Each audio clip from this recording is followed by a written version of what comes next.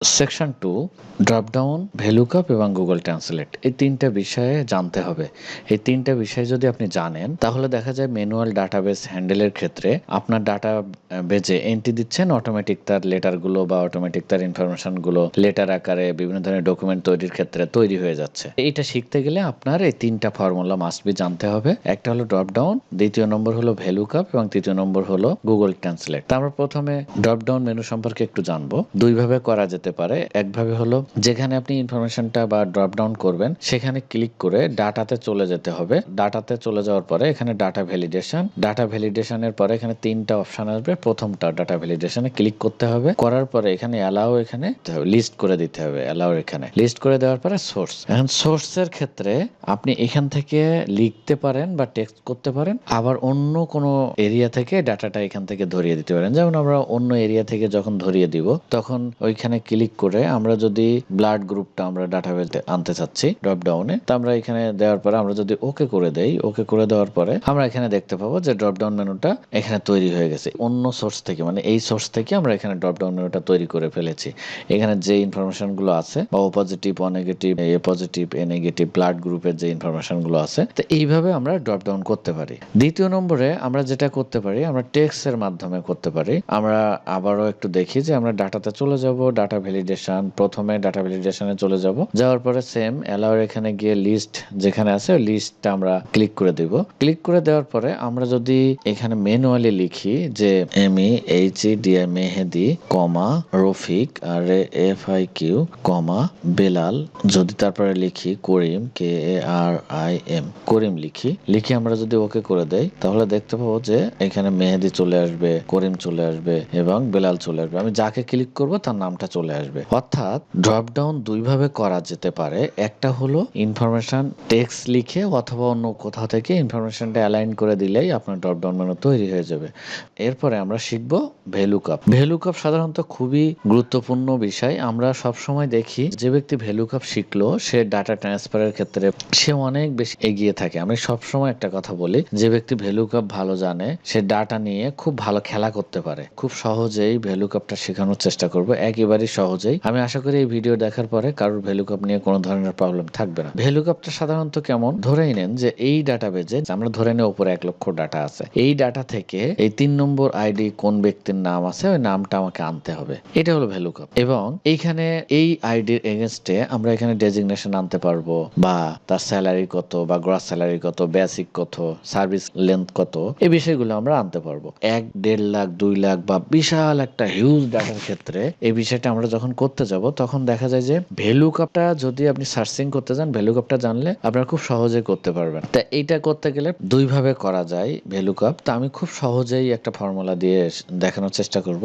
দেখেন এইখানে আমি যদি এই সেলে ক্লিক করি তাহলে এই কর্নারটায় যদি ক্লিক করেন দেখেন M11 আসছে। তা আমরা যখন এখানে একটা সমান দিব দেখবেন অটোমেটিক ওখানে ভ্যালুকাপ চলে আসবে। সমান দেওয়ার সাথে সাথে এই ভ্যালুকাপ আসবে। এটা প্রথমে আসবে না। প্রথমে আপনাকে কি করতে হবে, প্রথমে এখানে গিয়ে মোর ফাংশনে প্রথম দিন আপনাকে ধরিয়ে দিতে হবে। আপনি একবার যদি এই ভ্যালুকাপটা এখানে ধরিয়ে দিতে পারেন, যেখানেই সমান দেন না কেন সমান দেওয়ার সাথে সাথে আপনার ভ্যালুকাপটা চলে আসবে। তো আমরা একটু দেখি এখান থেকে ভ্যালুকাপটা সার্চিং করে আমরা একটু নিব।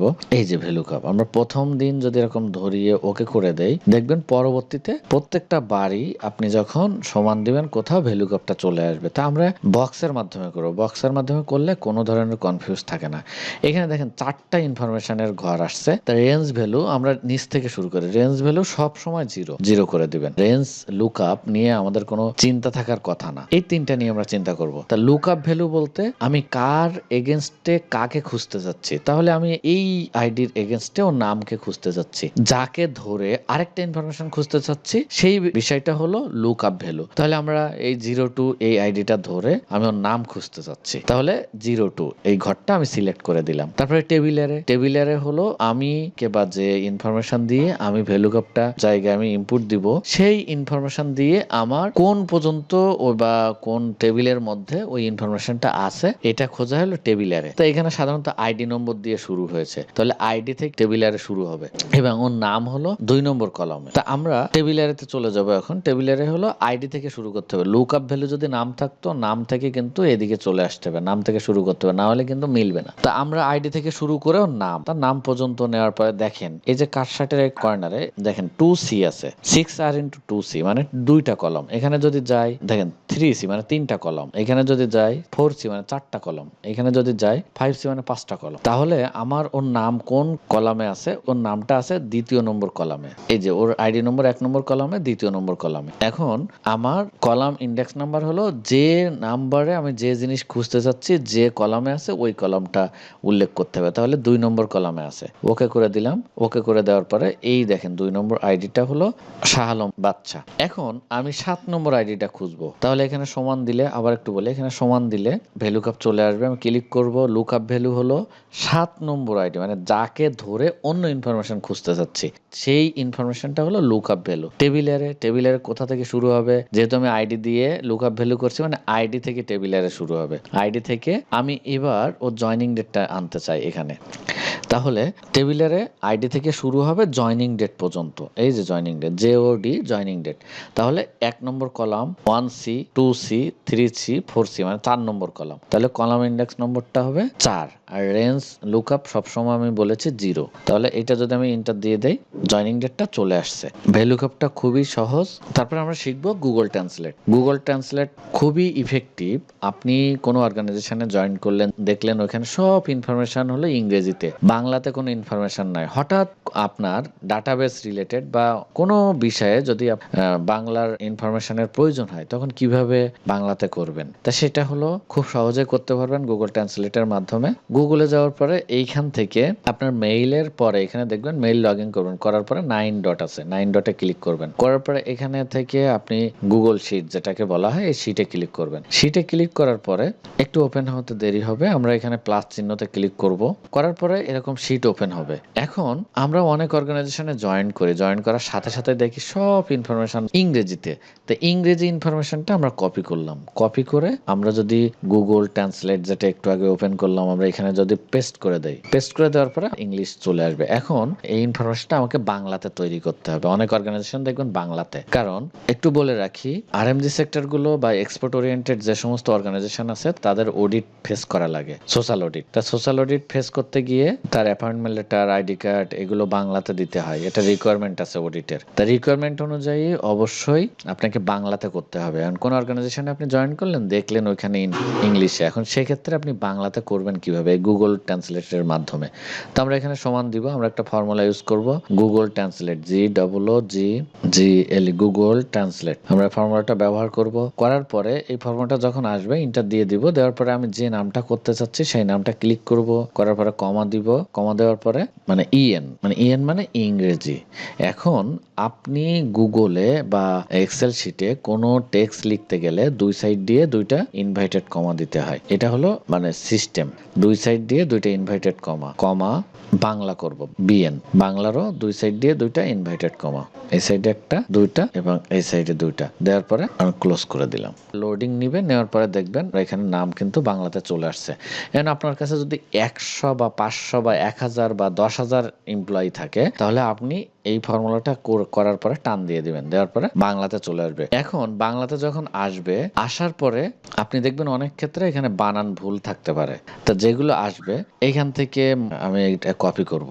যেহেতু অনলাইনে বাংলা টেক্সট করতে গেলে ইউনিকোড আসে, অফিসিয়াল ল্যাঙ্গুয়েজ হলো বিজয় করতে গেলে আমরা বিজয় টু ইউনিকোড করব। এই সব ডাটাগুলো নিয়ে আমার এখানে ডাটা আছে মনে করেন 10,000, আমি কন্ট্রোল এ দিয়ে আমি বা যত দূর পর্যন্ত ডাটা আছে এই ডাটাগুলো আমি কন্ট্রোল সি দিয়ে এখানে গিয়ে লিখবো যে ইউনিকোড টু বিজয়, লিখলেই হবে। এরকম লিখলে চলে আসবে। আসার পরে সব থেকে ভালো হলো বাংলা প্লাস, এই ওয়েবসাইটটা আপনারা ব্যবহার করবেন, নির্ভুল বানান হয় সব থেকে কনভার্টারের ক্ষেত্রে। এখন যখন আপনি ওপেন করলেন বা আসলেন তখন আমি এখানে পেস্ট করে দিলাম। পেস্ট করে দেওয়ার পরে যেহেতু আমি কন্ট্রোল এ ধরছিলাম আমি বিজয় করে নিলাম। বিজয় করে নেওয়ার পরে এখান থেকে আমি এগুলো কপি করলাম। কপি করে আমি ঠিক যে ডাটাবেজে আছে মনে করেন এখানে নাম আছে 100 বা 500 বা 5,000, আমি এটা ক্লিক করে বা এখান থেকে আমি সিলেক্ট করলাম, করে এখান থেকে কপি করে নিয়ে আমি প্রথমত আমি গুগল ট্রান্সলেট করলাম। গুগল ট্রান্সলেট করার পরে এখান থেকে যখন ট্রান্সলেট হয়ে গেল ফর্মুলাটা ব্যবহার করলাম, এখান থেকে কপি করে নিয়ে আমি এখানে পেস্ট করলাম সবগুলো। 10,000 হইলে 10,000 সমস্যা নেই, বিজয় করে এখান থেকে কপি করে নিয়ে আমি যে ডাটাবেজে আমি বাংলা করতে চাচ্ছি সেই ডাটাবেজে আমি এখানে পেস্ট করে দিলাম। যেহেতু এখানে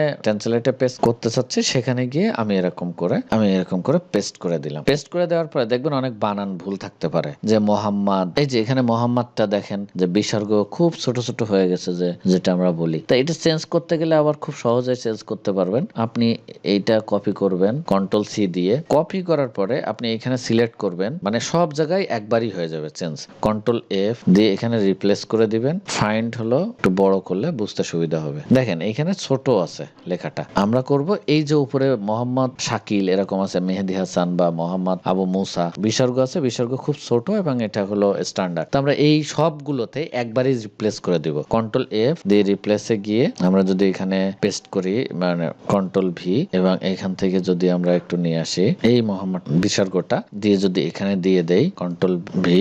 এখন এটা সব সিলেক্ট করব, করার পরে রিপ্লেস অল যদি দেই তাহলে দেখেন রিপ্লেস হয়েছে টোটাল চারটা রিপ্লেস। ওকে করে দিলাম, দেখেন সব রিপ্লেস হয়ে গেছে। এবার দেখেন এখানে মোহাম্মদের পরে কোনো স্পেস নাই, এটাও করতে পারবেন, একটা স্পেস দিয়ে দিলে হয়ে যাবে। তা আমরা এরকম করে একটা যদি দিয়ে দেই যে মোহাম্মদের পরে স্পেস, কন্ট্রোল সি, আমরা আবার মোহাম্মদের পরে স্পেস দিব, কন্ট্রোল ভি এবং কন্ট্রোল ভি, একটা স্পেস করে দিলাম। তারপর আবার যদি এটা সিলেক্ট করি, করে রিপ্লেস অল করি, তাহলে দেখেন স্পেস হয়ে গেছে, চারটা স্পেস। এইভাবে আপনি প্রত্যেকটা ডাটাবেস 5,000 মানুষের, আমি একটা অর্গানাইজেশনে জয়েন করছিলাম, তো সেখানে 5,000-এর মতো এমপ্লয়ি ছিল যাদের ডাটাবেস ইংরেজিতে ছিল। অডিটে ক্যাপ আসছিল, ক্যাপ আসার পরে আমরা এটা এক রাত্রে কাজ করে 12টা-1টা পর্যন্ত কাজ করছি। অডিটের আগে করে এটা সব চেঞ্জ করে ফেলছি, ডাটাবেস বাংলায় করে ফেলছি। আর বাংলায় করলে তো appointment letter, age verification, nominee form, labour লয়ের যে রিকোয়ারমেন্ট গুলো আছে এগুলো খুব সহজেই করা যায়।